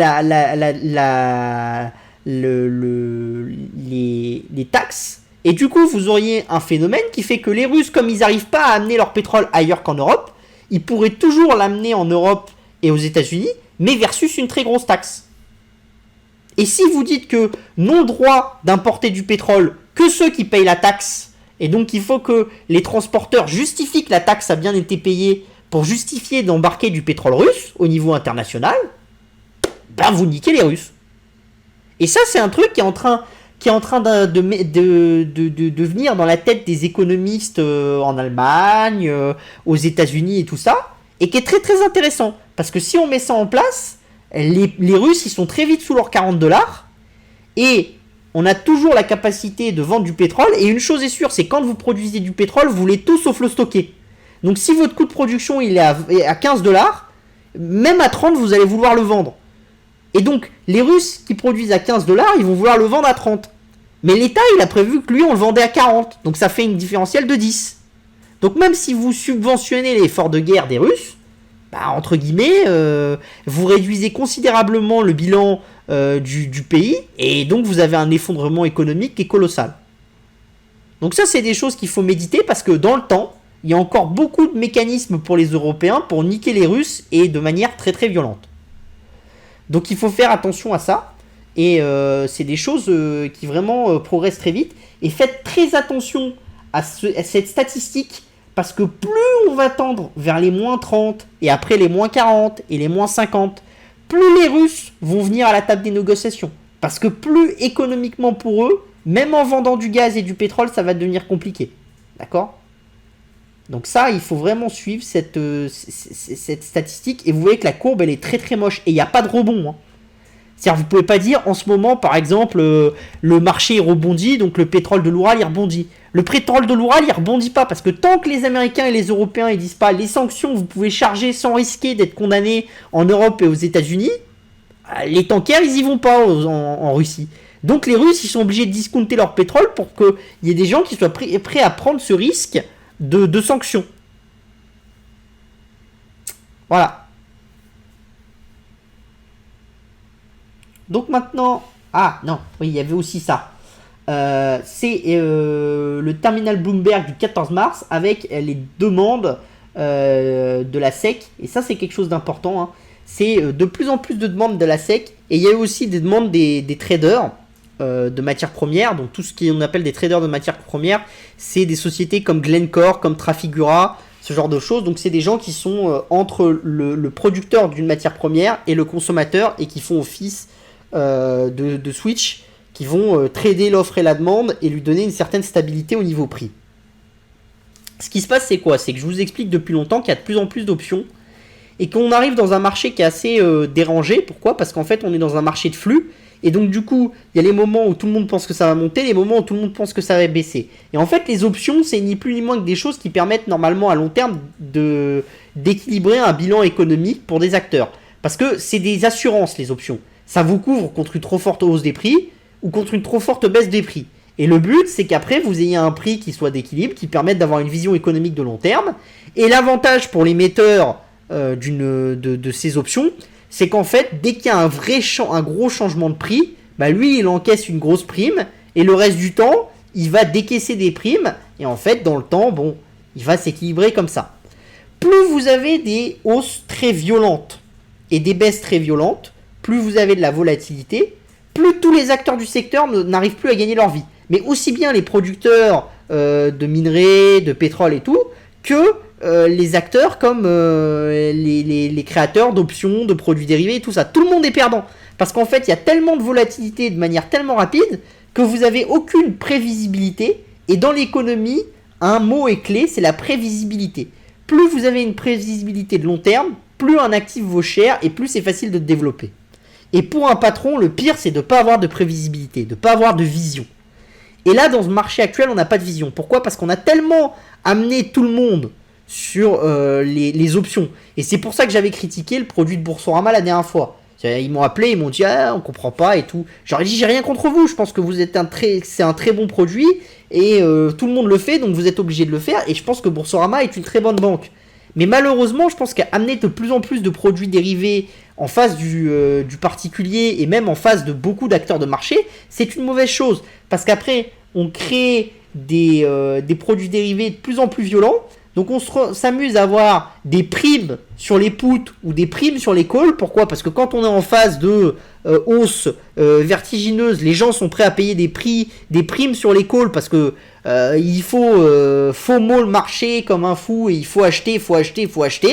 Donc on achète des trucs, au lieu d'acheter l'action à un prix, on achète l'option avec un effet de levier et on paye une prime colossale par rapport au prix de l'action. On ne sait pas trop pourquoi, mais parce que soi-disant l'action c'est sky is the limit.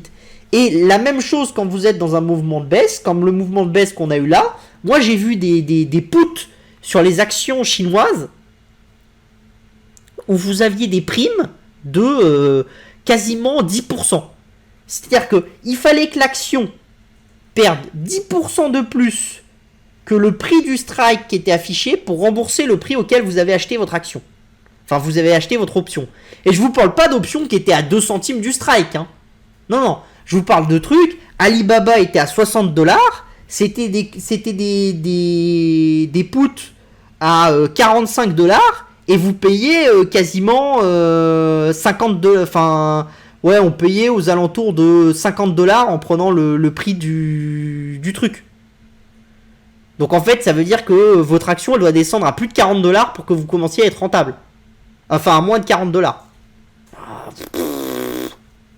Vous voyez un peu la chose. C'est considérable. La prime, elle est considérable. Vous êtes déjà sur un truc qui a perdu 80% de valeur et vous êtes obligé de payer des primes. Ça, c'est des trucs déraisonnables. C'est des trucs complètement fous. Et donc ça, on commence à le voir de plus en plus. Et ça, c'est une problématique aussi pour ceux qui parlent de beaucoup de hausse de taux. Pourquoi? Parce que pour la SEC, pour la Fed et compagnie, le seul moyen de solvabiliser ces acteurs qui vont avoir des difficultés, c'est quoi? C'est d'aller mettre des liquidités dans le marché. Parce que quand vous mettez des liquidités dans le marché, la valeur temps, elle s'effondre. D'accord? Donc les primes de valeur temps s'effondrent. Et en fait, vous avez une volatilité qui a tendance à s'effondrer. Et donc du coup, vous n'avez plus d'intérêt de faire ce système de flux de liquidité très violent.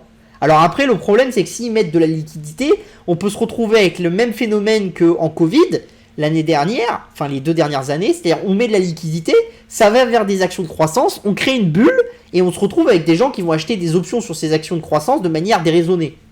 D'accord? Après, attention aussi, il faut encore qu'il y ait des acteurs qui proposent ces options, et il y en a de moins en moins. Et ça coûte de plus en plus cher.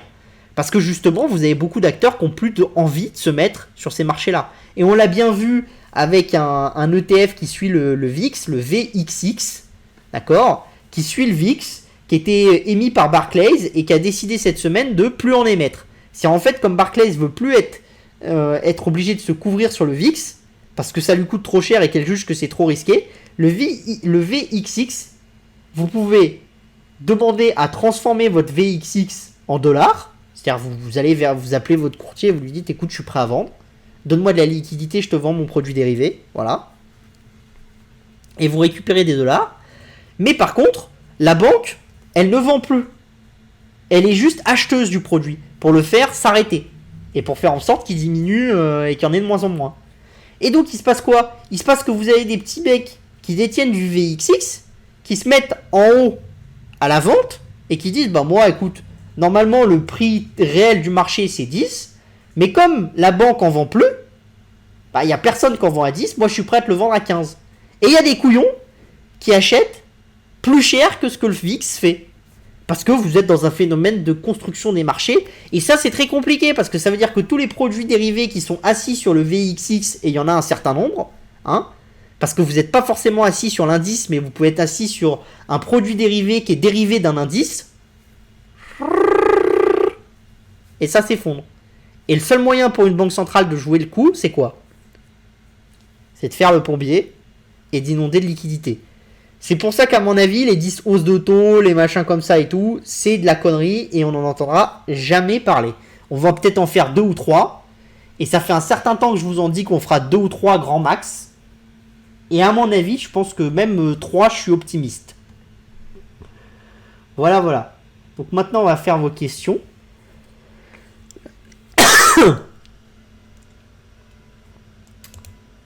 Hop, je vais faire vos petites questions. Alors, je reprends mon truc. Donc, beaucoup d'actualités, ça on en a parlé. Muriel Premier, bah, bonjour Muriel. J'espère que ça te plaît. Dadobin, bonjour aussi. Hein. J'espère que tu es content. Voilà, all-in sur Solaria. Sur Solana. On évite de faire des all-in, hein, c'est pas bon pour son cœur. La technologie pour transporter du GNL n'est pas la même. Non, alors les cuves sont légèrement différentes entre le GNL et le CO2 liquéfié. Les cuves sont légèrement différentes. Technip Energy a une BU sur la captation de carbone. Oui, Suez aussi, de plus en plus de compagnies ont des BU là-dessus. Arcelor a déjà fait ce genre de procédé avec des déchets résidus de haut fourneau en donnant un début de... Oui, bah oui, ça s'est déjà vu. Mais c'est des phénomènes qui sont de plus en plus nombreux et c'est tous ces phénomènes entre guillemets de consommation circulaire et ce genre de choses au niveau industriel et c'est des choses que vous voyez de plus en plus. Et moi je pense que justement tout ce qui est la consommation circulaire à travers le recyclage ou ce genre de choses, c'est des choses qui vont monter de plus en plus dans les années à venir. La Chine tape sur le gaming, mais gros rebond. Bah après, vous avez un gros rebond parce que tout le monde vendait à découvert et donc forcément, voilà. Et puis quand vous payez 9 fois le cash flow d'un truc comme Alibaba qui est en train de devenir rentable sur le cloud, ce genre de choses, voilà. Après, comme je vous le dis, moi je pense que dans le secteur du jeu vidéo pour Tencent, c'est Tencent qui va être gagnant avec quelques autres acteurs. Pourquoi ? Parce que les gens ils vont continuer à jouer aux jeux vidéo. Donc c'est juste que la concurrence elle va être moins grande sur le secteur du jeu vidéo. La Russie risque d'être en défaut de paiement. Ça va avoir quoi comme conséquence? ça va les pousser à arrêter la guerre. Je pense pas. Le défaut de paiement en tant que tel, je pense que ça, c'est pas un grand risque pour la Russie. C'est un risque de long terme. Parce que c'est un risque que les futurs investisseurs disent à la Russie, bon écoutez, vous faites tout le temps défaut et tout, donc nous on veut pas investir dans votre pays. Je pense que ça c'est un risque pour la Russie.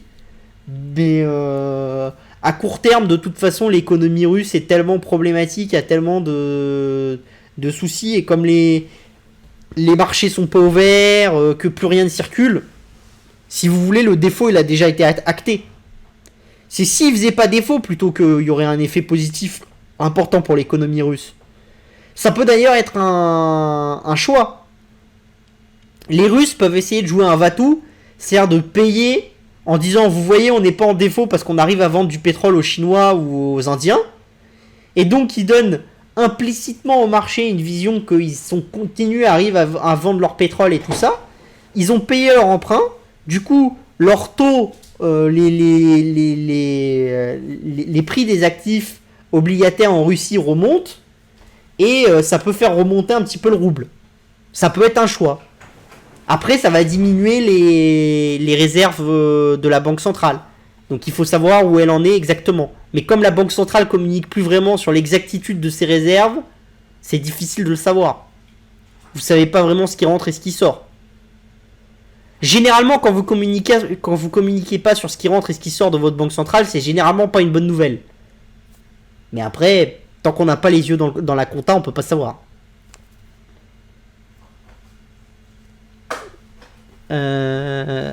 Alors, la Russie, ça on a répondu.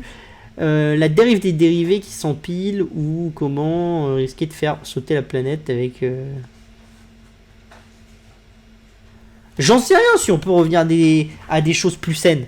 Je vous l'ai dit, moi par exemple, j'achète pas de matières premières parce que je trouve que moralement c'est pas une bonne chose. J'ai toujours dit, je pense que en tant qu'acteur de marché, on devrait pas avoir d'autorisation d'acheter des matières premières.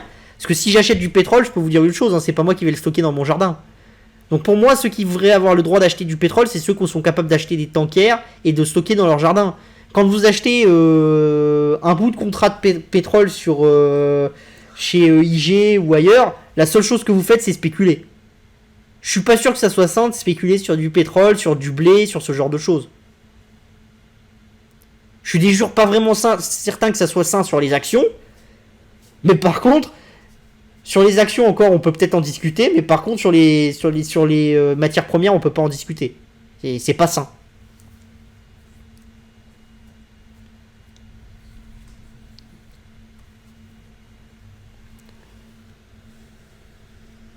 Ah, la Fed vient de publier. Elle a publié quoi, la Fed? Combien de hausses de taux? Fais-moi voir. Alors, attends. La Fed, elle a dit combien de hausses de taux? Oh, bah la Fed, elle a pas dû dire beaucoup de hausses de taux parce que le VIX, il s'est casse la figure. Alors, attends.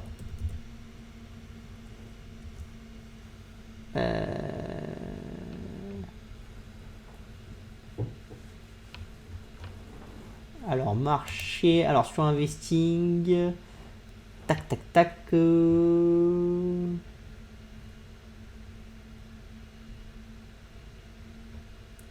Qu'est-ce qu'elle a dit, la Fed? Pourquoi j'ai rien sur marché. Ils ont pas encore écrit sur le. Mais si, ça, généralement, ils sont rapides là-dessus.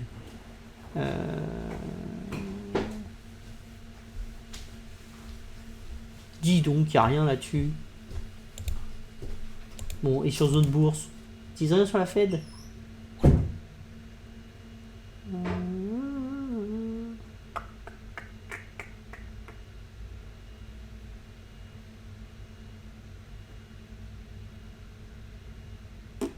Il n'y a rien sur la Fed, sur zone bourse non plus. Bon.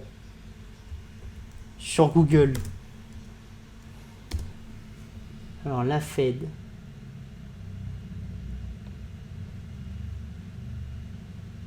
Ouais, j'ai rien.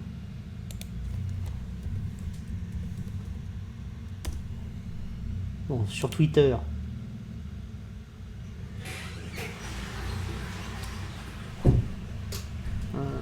Sur Twitter. Alors, on va aller sur Twitter, les amis. On va voir un peu si ça dit des choses sur la Fed. Alors attendez, je m'en remets avec vous.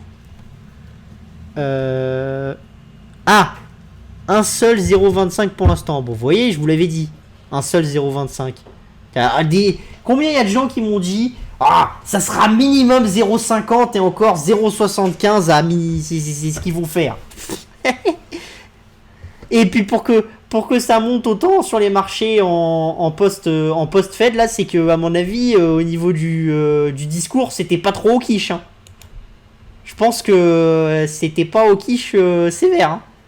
Parce que, tiens, il fait combien le. Bah, de toute façon, il y a un moyen facile de le savoir, c'est d'aller voir le, le Nasdaq. Hein. Il fait combien le Nasdaq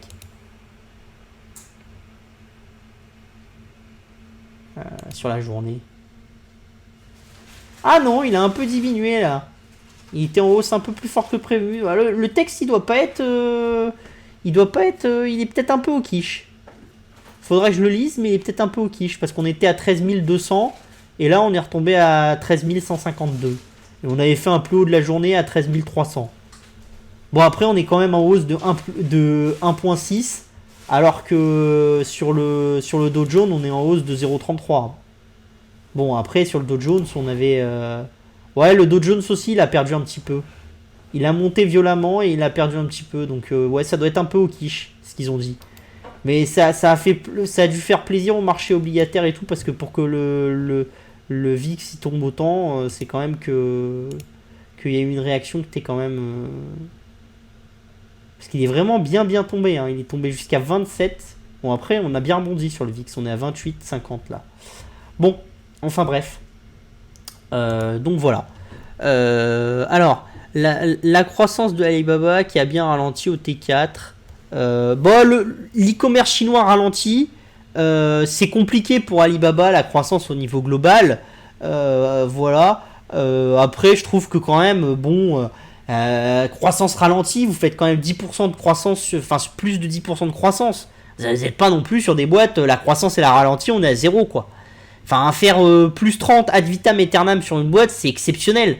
Vous avez Google qui arrive à le faire, mais et Amazon, et maintenant un petit peu Microsoft et Apple, mais c'est dantesque. C'est des boîtes de fous. C'est incroyable. C'est pas une normalité. Voilà. C'est comme Cristiano Ronaldo, Mbappé ou Karim Benzema, quoi. C'est-à-dire, pour un ou deux joueurs comme ça, vous en avez 50, ils sont normaux, quoi. Enfin, ils sont normaux. Donc, il faut quand même avoir un minimum de vision. Donc, je pense que là, bon, ils sont un peu dans le dur chez Alibaba. Après, je pense qu'ils ont des moyens d'aller gratter dans des tiroirs. La croissance du cloud, elle est toujours là. Enfin, il y a vraiment énormément de choses à faire. Spotify qui signe un partenariat avec le FC Barcelone. Sympa pour le développement en Europe. Oui, bon. Moi, j'ai jamais été fan des développements comme ça.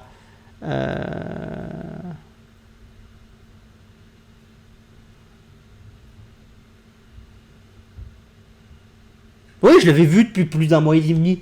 Mais je vous disais même, c'est ou 0 ou 0,25.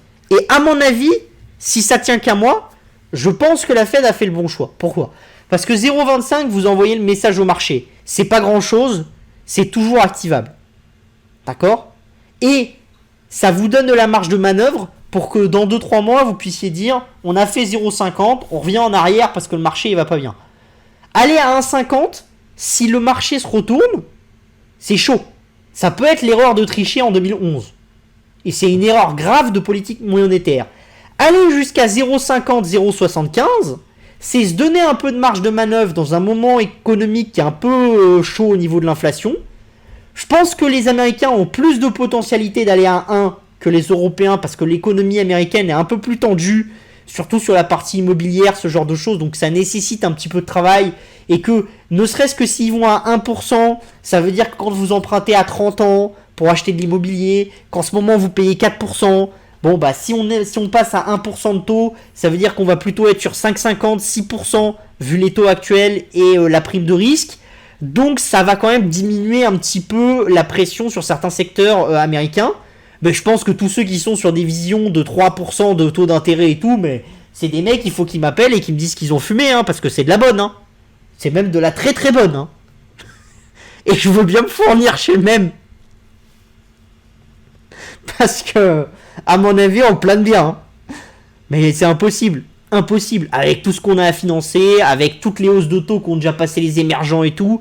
Enfin, sauf à se dire que les émergents vont avoir des taux à 25% et que nous, on va avoir des taux à 5% et tout. Mais j'aime autant vous dire que dans la rue, ça va gueuler autrement qu'avec les gilets jaunes, hein, avec 5% de taux. Hein. Euh...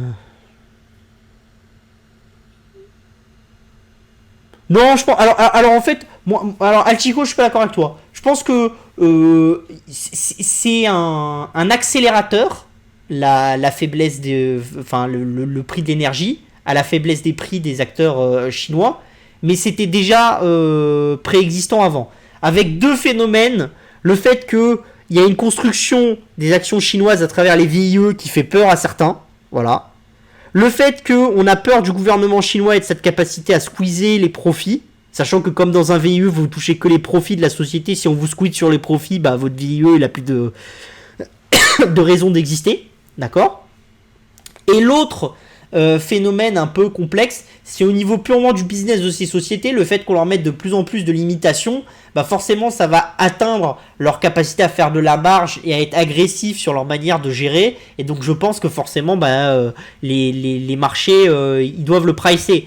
Après, il y a une méthode de rationalité, c'est-à-dire le but du gouvernement chinois, c'est pas de faire en sorte que Alibaba s'effondre et qu'il n'y ait plus personne à la place d'Alibaba. C'est-à-dire Alibaba c'est toujours un grand du e-commerce et ça en restera. Alors il y aura d'autres acteurs qui vont préexister dans le e-commerce, ils vont pas avoir un monopole comme Amazon n'a pas de monopole sur le e-commerce aux États-Unis et en Europe, mais c'est des choses qui vont se créer avec le temps et c'est des gens qui vont continuer à exister. Après la question c'est de vous dire pour le moment Alibaba fait des pertes sur la logistique et fait des pertes sur le cloud. Est-ce que la capacité de créer de la valeur d'Alibaba dans le cloud et la logistique peut compenser le fait que le take rate sur les plateformes de e-commerce ou ce genre de choses va diminuer pour des aspects réglementaires. Ça, c'est une vision. Ma vision, elle est de dire oui. Parce que quand vous êtes aussi bien sur la logistique que sur le cloud, c'est un business d'échelle. Et je pense que personne en Chine à l'heure actuelle n'a la capacité d'avoir l'échelle d'Alibaba. Et vous avez la même chose sur Tencent, mais avec d'autres secteurs. C'est-à-dire quand vous êtes sur Zoom, sur des logiciels comme Zoom, sur des logiciels comme Microsoft Word, ce genre de choses, avec une vision de la Chine qui développe de plus en plus ses propres logiciels, avec des logiciels par abonnement qui sont vendus par Tencent. Alors même si vous demandez à Tencent de faire un effort sur le prix de vente, sur un effort sur le prix des licences, ce genre de choses, à court terme, vous allez toucher le business de Tencent, mais à long terme, vous êtes toujours sur un acteur qui est leader et qui va le rester et qui est un des seuls qui a la capacité d'investir sur une multitude de supports comme ça. Voilà.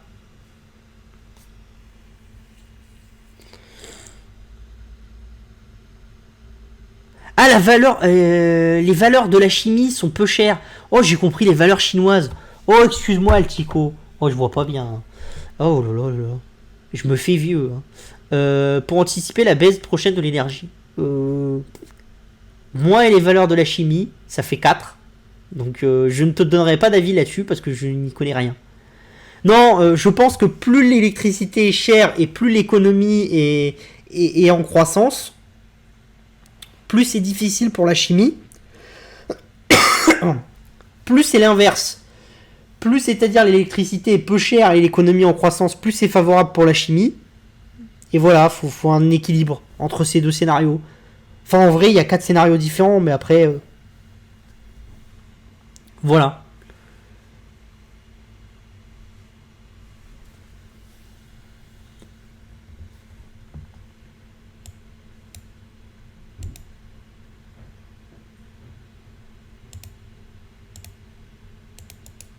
Allez, je vous laisse 2-3 minutes, s'il y a encore un peu des questions. Et après, on va s'arrêter parce que je suis en train de perdre ma gorge avec ce foutu Covid là.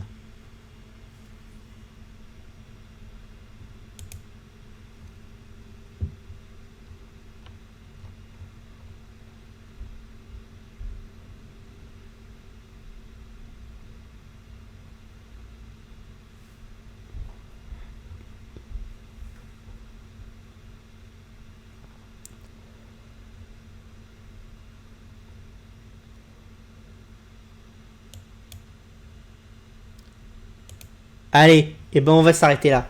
Donc toujours la même chose, hein, pour ceux qui sont intéressés, vous pouvez vous abonner à New Tech Insider, qui est notre formule de base, où on étudie justement un peu des méga-cycles, le marché des semi-conducteurs, ce genre de choses. Vous avez le lien en dessous, ça vous en coûte 49 euros ou 59 euros, je sais plus. Voilà. Et on serait très content de vous retrouver parmi nous. Sinon, vous pouvez aussi aller écouter nos replays et puis nos autres vidéos sur notre YouTube. Hein. Donc je vous mets le lien ici. N'hésitez pas à commenter, à liker et à partager les vidéos. Ça nous fait beaucoup de bien. Sur Twitch, n'hésitez surtout pas à vous abonner à la chaîne en faisant le petit bouton follow pour être prévenu de quand on est en live. Des fois je fais des lives un peu impromptus et tout, alors ça fait longtemps que je n'en ai pas fait, mais voilà. Donc voilà. C'est à peu près tout, je pense. Si vous avez d'autres questions, vous pouvez toujours nous les envoyer à la-rédaction-tech@publication avec un s-agora.fr ou allez voir nos articles en format papier sur notre site opportunité avec un s-techno avec un s.com. Il me semble qu'on a eu une petite question. Tiens, sur la valeur d'hier de NTI, il faut passer aux extras pour acheter la valeur en PEA. Ouais, c'est ça, je crois. Je crois qu'on peut pas l'acheter sur la bourse suédoise directement. Et il faut passer aux extras pour l'acheter, ouais. La volatilité, enfin le volume est un peu plus faible. Mais comme on veut la garder longtemps, on a jugé que le volume c'était pas un problème. Dites-moi si vous n'arrivez pas à la mettre en portefeuille sur les extras, parce que je me suis posé des questions justement, vu que comment s'appelle, le siège social est pas en Europe, si ça passait, mais j'ai fait le test sur mon compte Saxo et ça marchait, donc j'ai jugé qu'on avait le droit. J'ai pas posé la question à Saxo, j'aurais peut-être dû. Enfin, s'il y en a qui ont des soucis, vous n'hésitez pas à m'envoyer un petit mail et vous me dites tiens, mon broker il m'a dit qu'on n'avait pas le droit, ce genre de choses, et puis voilà. Ok, je vous souhaite une très bonne soirée, je vous dis à la prochaine fois. Et pour ceux qui sont intéressés par nos services, n'hésitez pas à me contacter si vous avez besoin d'infos, ce genre de choses. Il y a Younes aussi qui est au service client d'Agora, tient à votre disposition et vous pouvez l'appeler tous les jours. Vous trouverez le site, vous trouverez le numéro sur le site des publications Agora. Vous lui dites juste que vous êtes intéressé soit par New Tech Insider, soit par Elephant Investing Club et il vous expliquera comment ça marche. Ça vous engage à rien. Vous passez un petit temps au téléphone, il vous dit ce qu'on fait, comment on fonctionne, et puis si vous êtes intéressé, vous devenez abonné, sinon non. Si vous êtes déjà abonné chez nous, n'hésitez pas à partager à vos connaissances, ce genre de choses. Et puis voilà, et n'hésitez pas à me faire des retours s'il y a des sujets que vous voudriez voir plus souvent abordés dans l'hebdo de l'innovation, si vous trouvez que c'est trop long, que c'est pas assez explicite, ce genre de choses, on essaye de tout caler. Donc j'espère que ça vous fait plaisir et surtout n'oubliez pas, hein, on vit de mieux en mieux et on vivra encore mieux plus tard et on en est très content.